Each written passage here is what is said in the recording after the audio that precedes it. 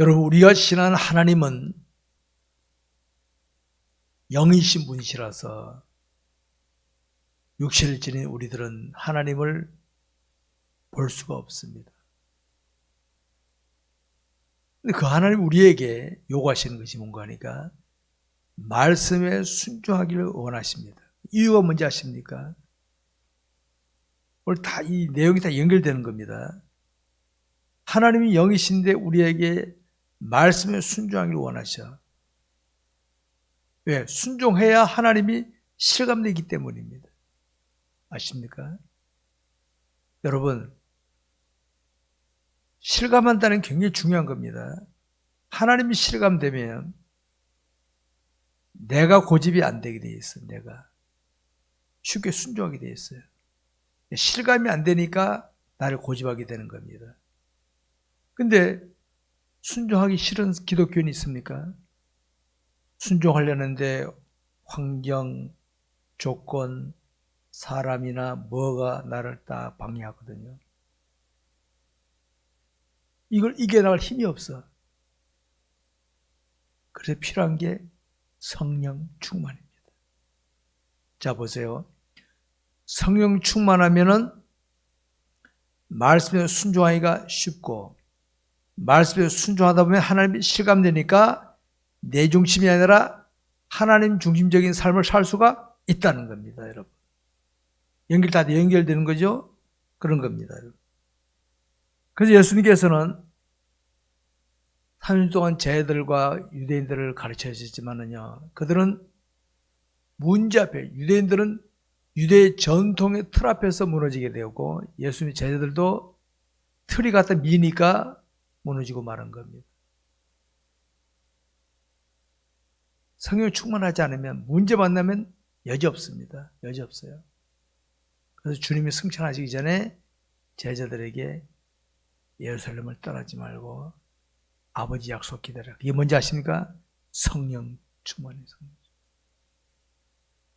오늘 그걸 보는 겁니다. 첫째, 성령 충만함을 받은 제자들입니다. 1절부터 13절까지입니다. 사도행전 2장 1절부터 13절까지를 교독하겠습니다. 제가 먼저 읽습니다. 오순절 날이 이미 이름에 그들이 다 같이 한 곳에 모였더니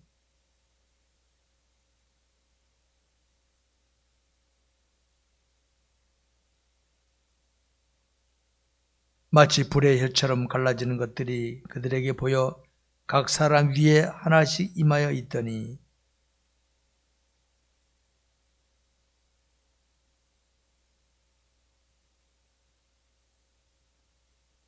그때 경건한 유대인들이 천하 각국으로부터 와서 예루살렘에 머물러 있더니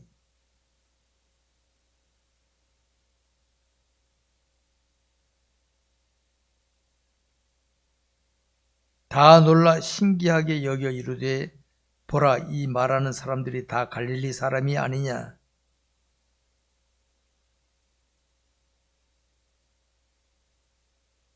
우리는 바데인과 메데인과 엘람인과 또 메소포타미아, 유대와 갑바도기아, 본도와 아시아,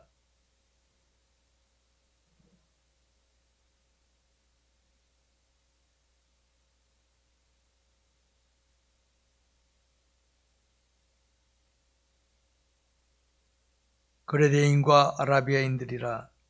우리가 다 우리의 각 언어로 하나님의 큰 일을 말함을 듣는도다 하고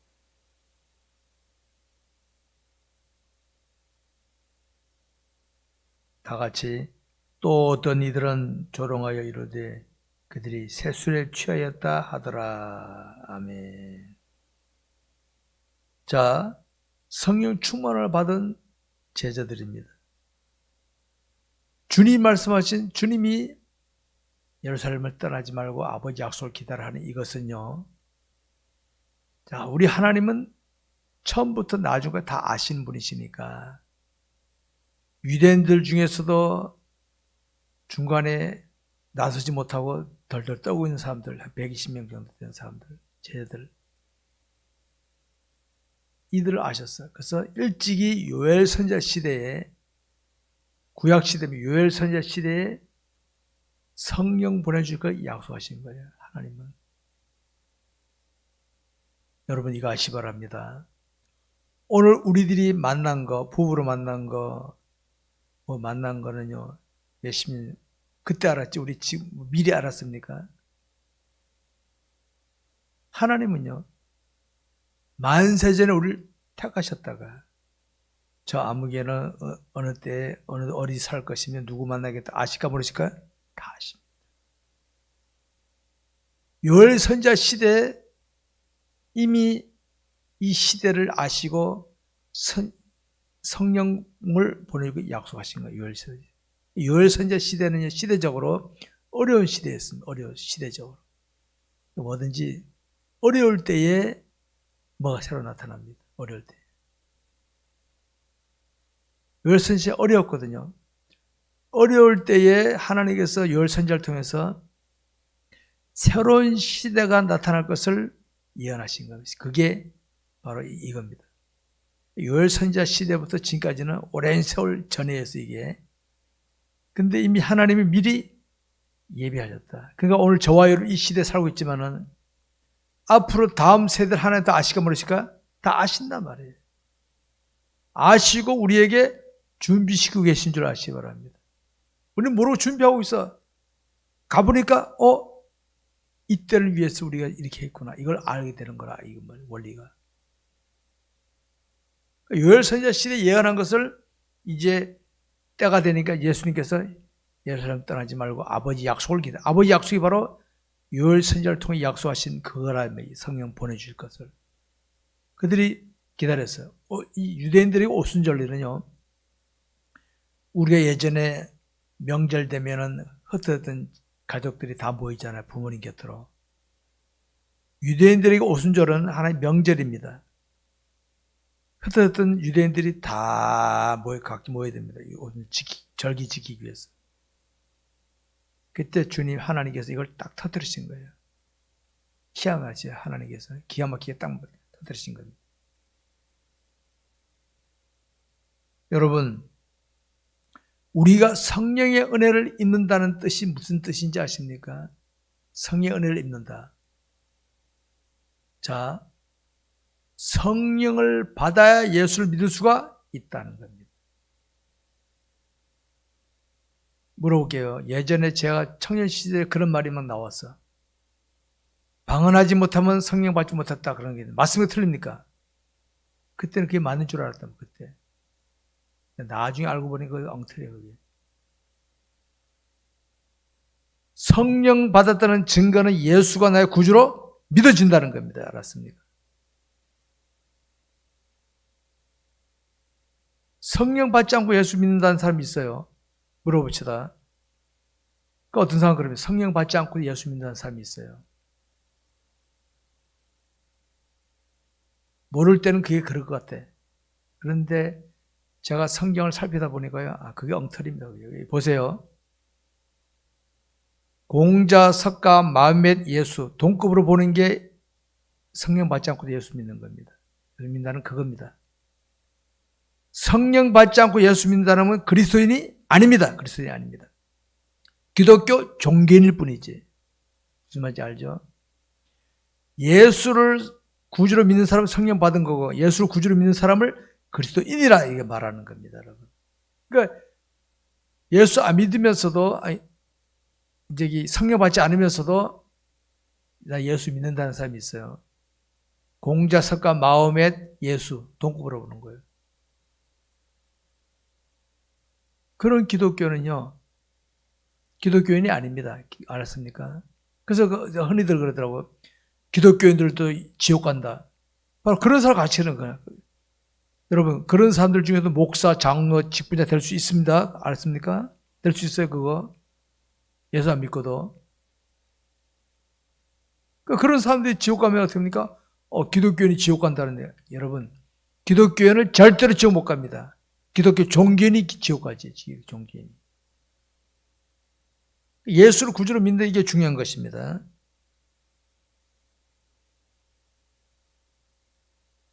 그러니까 예수를 믿지 않으면서 성령 받지 않으면서도 예수 믿는 사람들이 모인 교회라면요. 무늬만 교회이지. 그게 교회입니까 그게? 그냥 사람들 보면 집단이지. 그래서 제가 성도들에게 수시로 구원 문제를 택하는 이유가 바로 그겁니다. 혹시 교회 오면서도 그냥 예수를, 인간적인 예수로만 알고 오는 사람들에게 예수 믿게 하기 위해서 그런 것이지 딴 거 아닙니다, 여러분.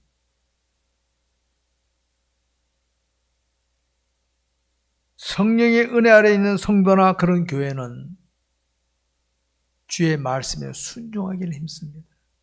그런 성도를, 그런 교회를 가만 보게 되면요, 하나님의 능력이 나타나게 되어 있다는 거예요. 그게 다른 겁니다. 기독교 종교인하고 기독 그리스도인하고 차이점이 그겁니다, 여러분. 그래서 성령 받은 사람은 말씀을 읽거나 듣거나 하다가 깨달으면 실천하기를 힘씁니다. 그러니까 자꾸 변화되는 것이죠. 성령을 받아도 충만하게 받을 수 있고 충만하게 못 받는 사람이 있습니다. 왜 성령 충만이 중요한지 아십니까? 여러분, 아이들은 앞에 강아지만 나타나도 못 지나가. 겁먹고. 걔도 사람인데. 어른들은 어떻게 합니까? 강아지를 내쫓고 갈 수 있거든요. 그게 어린 아이와 어른의 차이점입니다. 성령 받아 예수 믿긴 믿어도 문제 만나서 덜덜덜 떠는데 충만하면 어떻게 합니까? 문제를 치고 나올 수 있다는 거예요. 그래서 예수님 제자들에게 예루살렘 떠나지 말고 아버지 약속 기다려라. 그래서 그들이 모여서 간절히 기도하는데 성령을 충만하게 받으니까요. 지금 모여든 사람들이 당시 각지에서 흩어졌던 유대인들이 모여서 옷은 절기지기로 왔는데 자기가 살던 나라의 말이 나와. 희한하네. 여기 보니겠죠? 바데인, 메데인, 일라민, 메소포타미아 유대. 그 각지 온 사람들, 이걸 이제 디아스포라라고 해요. 디아스포라. 유대인인데 흩어져 있는 유대인이래. 흩어져 있는 유대인들. 유대인인데 고향이 수원인데 저기 제주도 살든지 부산 살든지 목포에 살든지 살다가 모여졌단 말이에요. 근데 그 지역 말이 들려오는 거예요. 희한하네. 그 반응입니다. 지금 그 반응. 야, 어떻게 우리 사는 지역의 말이 나오냐 이게. 자, 그러면 물어봅시다. 아까 그러죠. 제가 청년 시절에 이걸 가지고 성령 받으면은 이런 방언 해야 된다고 주장하는 사람이 있었어요. 이 말을 좀 그렇다잖아요. 여기 방언 할 줄 압니까 다? 그럼 성령 안 받은 거네 그러면? 옛날로 말하면? 아닙니다. 이런 현상이 나타날 수도 있고 안 나타날 수도 있어요. 하나님이 하시는 거니까. 이거는 당시, 이거 보세요. 당시 유대인들이 사방에 모여들었거든요. 이때 방언을 하게 되면 사람들이 놀라지 않겠어요? 그냥 자기들끼리 기도하고 가면은, 갔더니 되게 또 시끄럽구만, 이러고 갔을 텐데, 메소포타미아 말, 메데인, 말이 막 나오네. 가서 전하지 않겠어요? 하나님이 하신 겁니다. 하나님이 하신 겁니다. 그러니까 성령 충만 받으면은 각종 다양한 상황들이 벌어질 수 있다는 거 아시기 바랍니다, 여러분. 그럼 하나님께서 우리에게 성령을 보내주신 이유가 뭘까요? 성령을 받은 것과 성령 충만하고 다른 것이 구분해야 되는데 성령을 나에게 예수 믿게 한 이유가 뭘까요? 목적은 땅끝까지 이르러 내 증인이 되라. 증인이 되라는 겁니다. 여러분, 땅까지 이르라니까 어디 저 멀리 가야만 선교사로 갈 수도 있어요. 근데 내 곁에 안 믿는 사람이 땅끝입니다. 내 곁에 안 믿는 사람이 있는 그 사람에게 복음 전하는 것이 땅끝까지. 그리고 내 곁에 불신자가 있는데도 불구하고 가만히 있다 그냥 차만 마시고 빵만 먹는다. 이따 주님 앞에 가면 되게 혼납니다. 각오하십시오. 기도해야 돼. 하나님, 내 옆에 내 주변에 불신자가 있는데 하나님 뜻이 있으시죠? 제가 복음 전하게 기도 많이 하다가 어느 날 그 사람에게 커피도 사주고 하다가 복음을 팍 전해버렸어요. 그거 하라고 예수 믿게 하신 건데 그건 안 하고 딴 거 하면 되겠습니까? 그렇게 하시기 바랍니다.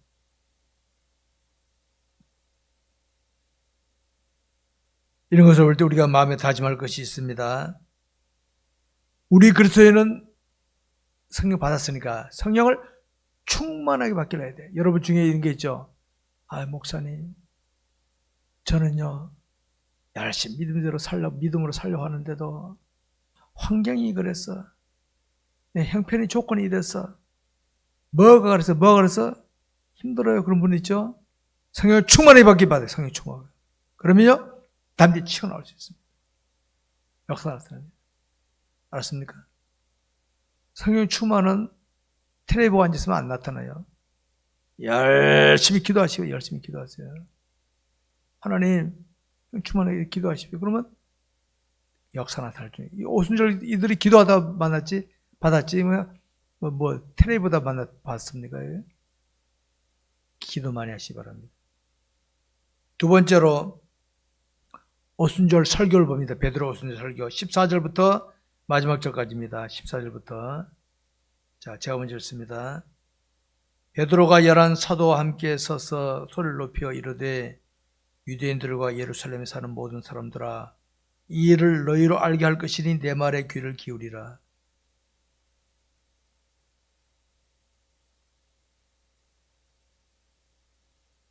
이는 곧 선지자 요엘을 통하여 말씀하신 것이니 일러스되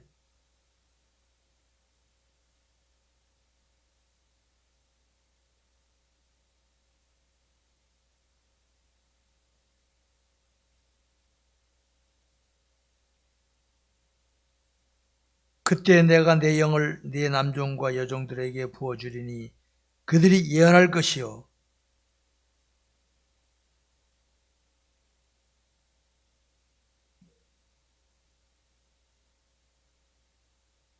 주의 크고 영화로운 날이 이르기 전에 해가 변하여 어두워지고 달이 변하여 피가 되리라.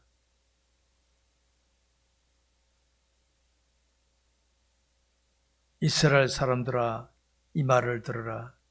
너희도 아는 바와 같이 하나님께서 나사렛 예수로 큰 권능과 기사와 표적을 너희 가운데서 베푸사 너희 앞에서 그를 증언하셨느니라.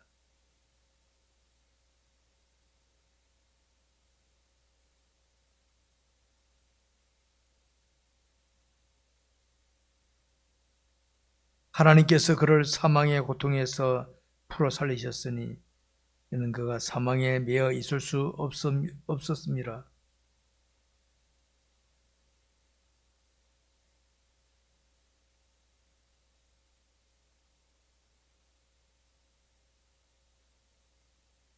그러므로 내 마음이 기뻐하였고 내 혀도 즐거워하였으며 육체도 희망에 거하리니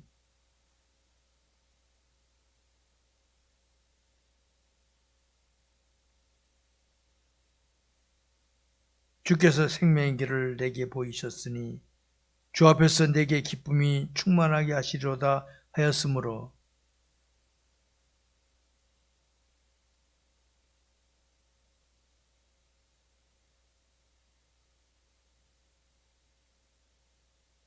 그런 선지자라 하나님이 이미 맹세하사 그 자손 중에서 한 사람을 그 위에 앉게 하리라 하심을 알고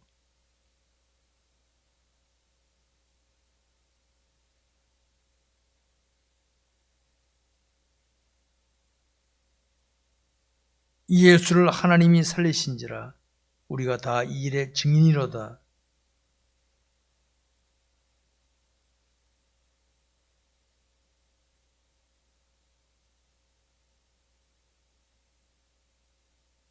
다윗은 하늘에 올라가지 못하였으나 친히 말하여 이르되 주께서 내 주에게 말씀하시기를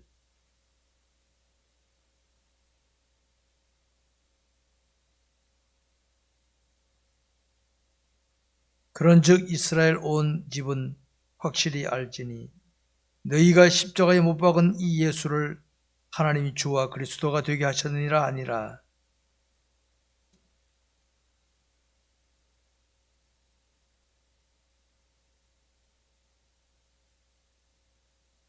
베드로가 이르되 너희가 회개하여 각각 예수 그리스도의 이름으로 세례를 받고 죄 사함을 받으라. 그리하면 성령의 선물을 받으리니.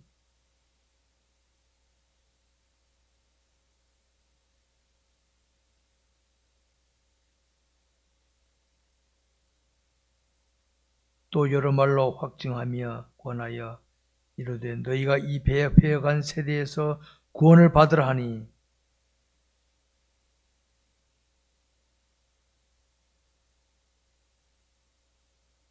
그들이 사도의 가르침을 받아 서로 교제하고 떡을 떼며 오로지 기도하기를 힘쓰니라.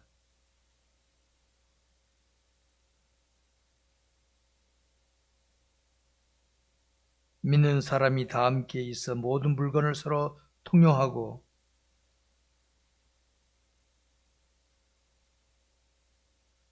날마다 마음을 같이하여 성전에 모이기를 힘쓰고 집에서 떡을 떼며 기쁨과 순전한 마음으로 음식을 먹고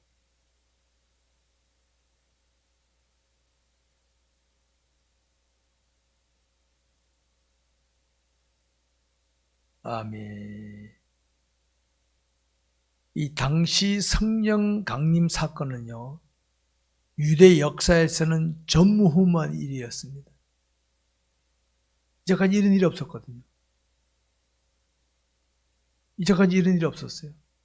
그들은 이제까지 유대 전통 율법에 의해서 살아오다가 예수란 자가 나타나가지고 우리가 하던 거 좀 다르네 하다가 십자가 죽였거든요.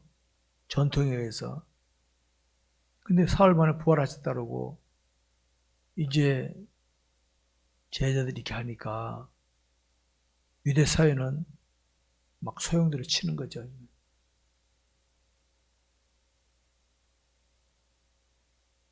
그래서 그곳에서 모인 사람들이 이 현상을 보고 당시 디아스포라 사람들, 오순절 지키러 왔던 사람들이 이거 어찌 된 일이야 이게. 이게 뭔 일이냐 이게 희한하네. 놀라고 있는 겁니다. 그때 전통적 종교관에 틀에 박힌 자들이 말합니다. 세술에 취했다 이거. 여러분 보세요. 항상 정상적으로 못 보는 사람들은 꽃삐딱하게 보는 사람들. 성령 강림으로 성령 충만으로 막 방언하는 걸 가지고 세술에 취했다. 이건 옛날에는 지금은 앞으로도요. 꼭 삐딱하게 보는 사람은 꼭 그럽니다. 정서를 안 봐. 꼭 꼬는 사람 있죠. 꼬는 사람들. 세술에 취했다. 전통 종교관에 잡힌 사람들이 이렇게 말하고 있었습니다. 여러분, 그때 베드로가 나타나서 설명합니다. 야, 세술에 취한 거 아니다. 여러분 보세요. 술 취한 사람들이, 저는 술을 안 마셔봤는데 뭐 입에 대보자 뭐 취하라 먹어본 적 없습니다만, 술 취한 사람들이 눈 뜨자마자 술 취합니까? 술 마십니까? 상처를 보더라도. 여기 보니까 이제 제 3시라 그랬다. 3시. 3시라 그러면 어떻습니까? 우리는 말 아침 9시입니다. 아침 9시도 술 마셔가지고 새술 취해 막 이상한 소리 하고 그럴 리가 있겠어요? 그러니까 베드로 말, 야, 지금 제 3시다, 3시. 새술 취한 거 아니다. 하고 베드로가 설명해줍니다. 이거는 1에 1에 생각하고 요엘, 그렇게 우리의 성경을 제대로 알고 있어야 돼. 베드로가 요엘, 구약 성경 요엘 선지를 몰랐으면 어떻게 합니까? 답이 못할 거 아닙니까? 구약의 요엘 선자가 이렇게 말한 게 이루어졌다. 딱 증명해주는 거예요. 유대인들도 알아서, 그거네. 이제 깨달아지는 겁니다. 먼저 아는 사람이 늦게 아는 사람에게 깨우쳐주는, 그러면 그 사람이 깨닫게 되는 거죠. 이게 증언입니다, 증언. 그리고 예수를 증언합니다. 너희들이 못 봐준 예수가 바로 하나님 보내신 자다. 하나님 살리셨잖느냐. 이거를 쫙 설명하니까 어떤 반응이 나타났습니까? 여기 보니까 37절에 보니까 이렇게 말씀이 나오죠. 그들이 이 말을 듣고 마음에 찔려.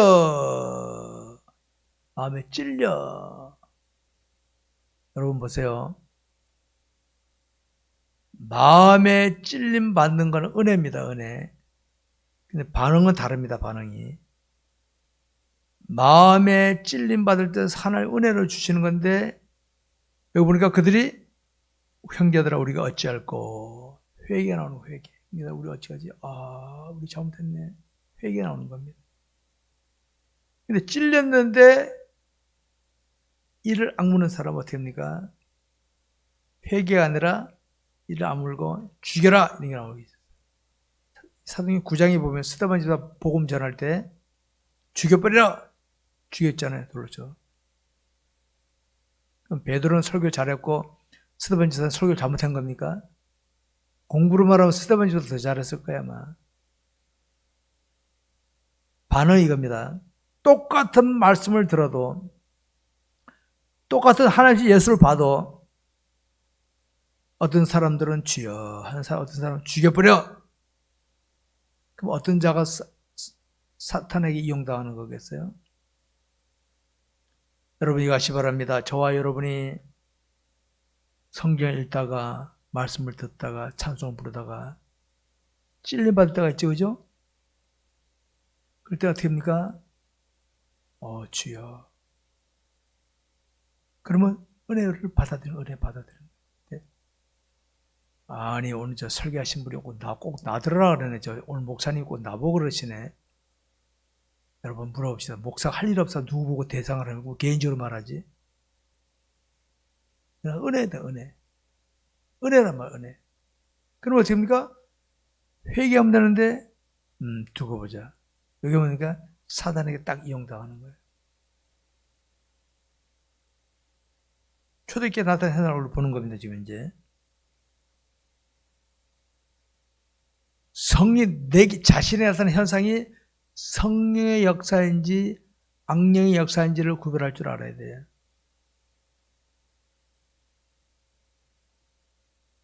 자, 이런 경우가 있죠. 어떤 사람을 볼 때 내 마음에 찔림받아. 부모가 자녀를 볼 때 찔림받아. 왜? 저 녀석은 나보다가 나이도 어리고 예수 믿음이 늦었는데 너는 나보다 나았구나. 은혜를 받아들이는 거예요. 근데 교회 심하게 엄마는 안 하는데 지가 그래 건방지게 이러면 사탄의 역사는 아십니까? 자신에게 나타난 현상이 반응이 성령의 역사인지 악령의 역사인지를 구분할 수 있어야 돼요. 스스로 해야 돼. 스스로. 내게 지금 남편이 아내가 뭐 하는데 괜히 성질만 나. 성질 내지 마시고 기도하세요. 기도. 정상이 아니구나 이거. 정상이 아니구나.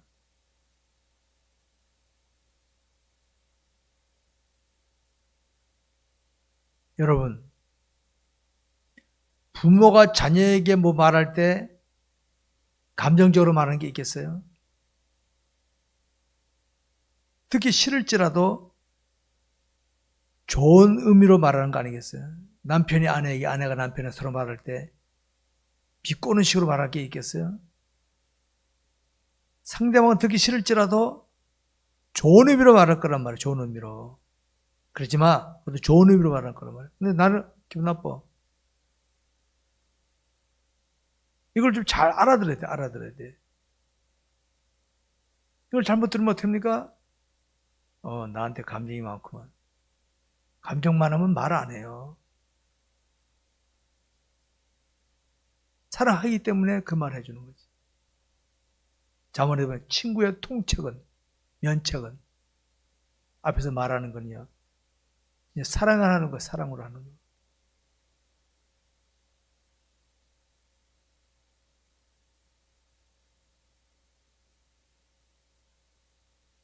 그리고 우리는 어떻게 합니까? 항상 내가 깨닫고 다짐한 것을 상대방에게 감정을 섞이지 않고 진솔하게 나타낼 수 있는 이런 자세, 이게 굉장히 중요한 겁니다.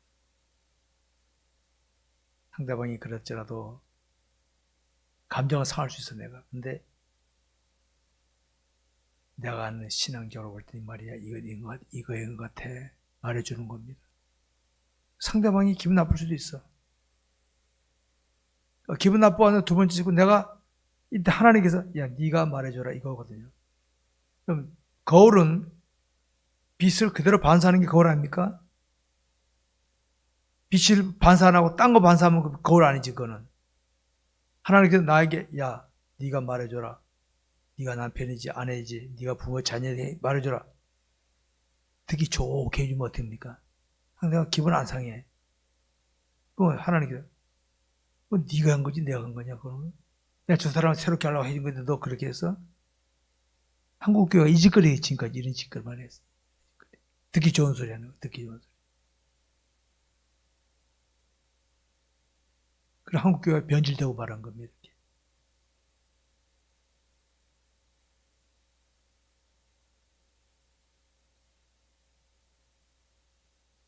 내가 신앙적으로 말하거나 처신하면 상대가 잘 모를 테니까 적당히 해주자. 이건 무슨 뜻인지 아십니까? 상대가 문제가 아니라 바로 내가 문제입니다.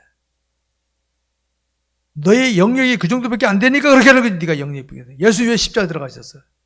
예수님께서 십자가 맞고 죽고 싶어서 그러신 거였어요? 유대 사회로서 똑바로 해주고 십자가 지신 거란 말이에요. 상대가 그러니까 내가 적당히 했습니다. 상대가 아니라 주님이 네 신앙이 네 영역이 그 정도밖에 안 돼. 네 영역이. 그 원리를 아시기 바랍니다.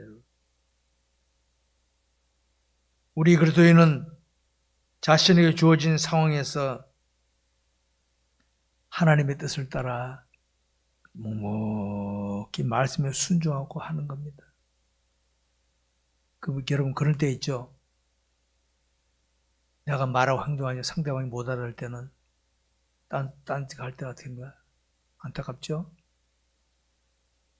그런 경우 있으시죠? 나는 저를 사랑하는 마음으로 말하고 행동했는데 상대방은 콧방 끼고 있든지 성기려고 앉아있든지 그러면 어떻게 합니까? 안타깝죠? 저는 목회 길을 걸으면서 그런 경우를 많이 겪었습니다. 나는 사랑하는 마음으로 했는데 상대방은 듣기 좋은 말이 아니라 자기가 바라는 말이 아니라고 그럴 때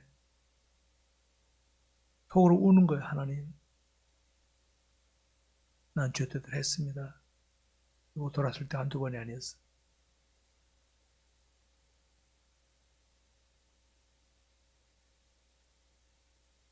내가 복음을 바로 깨닫고 실천하면은 그 사람이 언젠가 납니다. 언젠가. 지금 모르면 언젠가 납니다. 나중에 하나도 알거든. 하나도 실천하는 그런 자세로 하시기 바랍니다. 부모가 자녀들에게도 기도하면서 자녀들에게 이렇게 해라. 그러면 당장 애들 못 알아듣더라도 나중에 알아듣습니다. 여러분 우리 이런 게 있잖아요. 어렸을 때는 부모님의 뜻과 상관을 잘 몰랐는데 나중에 내가 철드니까 그때 부모님 그 말 문득 생각날 때가 있죠. 바로 그겁니다. 바로 그겁니다.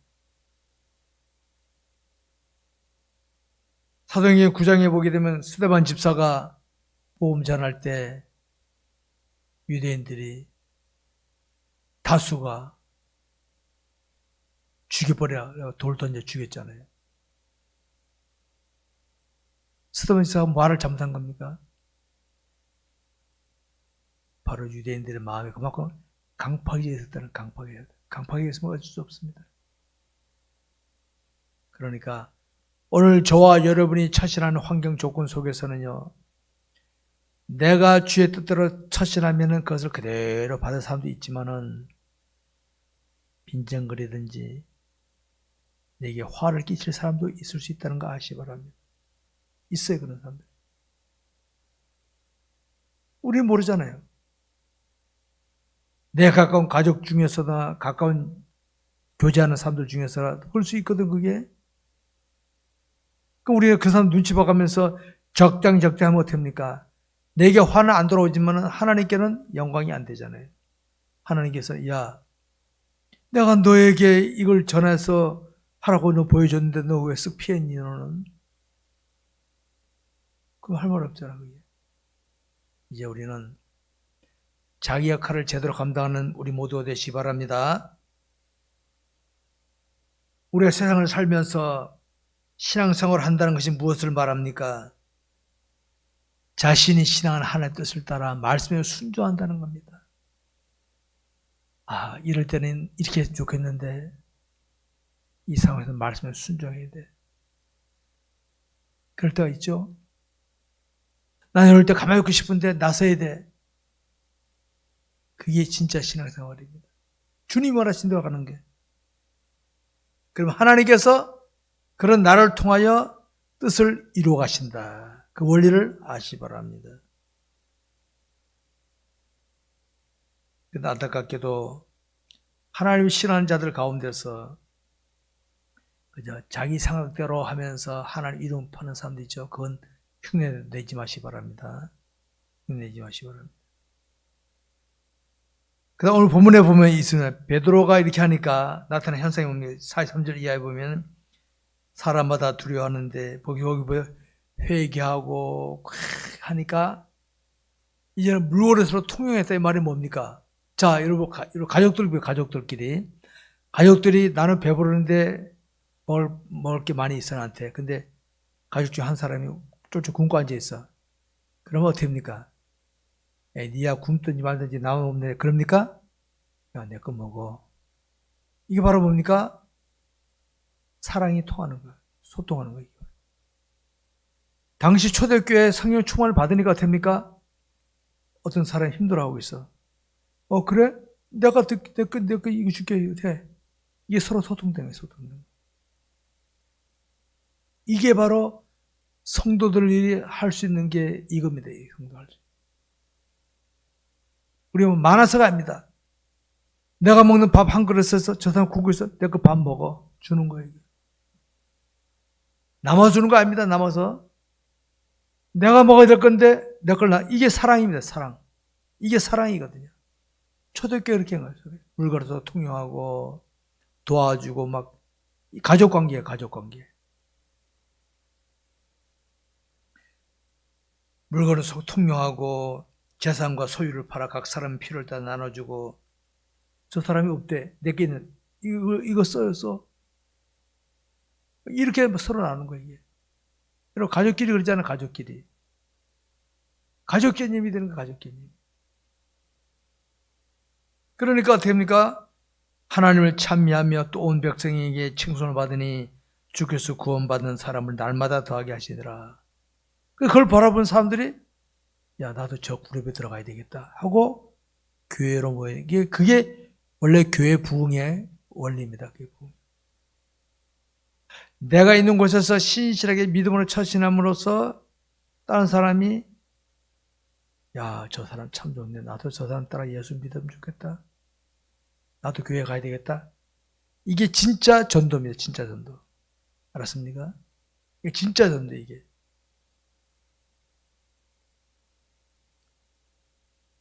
우리 주님은 제 자신의 제자들을 이런 수준이 될 때까지 어떻게 합니까? 참고 3년 동안 훈련시키시고 제자들에게 배신도 당하면서 기다리셨다가 성령 충만 받으니까 사도행전이 진짜 신앙생활의 하나의 모델입니다. 사도행전이. 마테마가 누가 요한복음에는요 제자들이 폼으로만 다녔어요. 폼으로만. 사도행전이 진짜 변화된 제자들의 모습이에요. 주님이 이때까지 기다리셨다는 겁니다.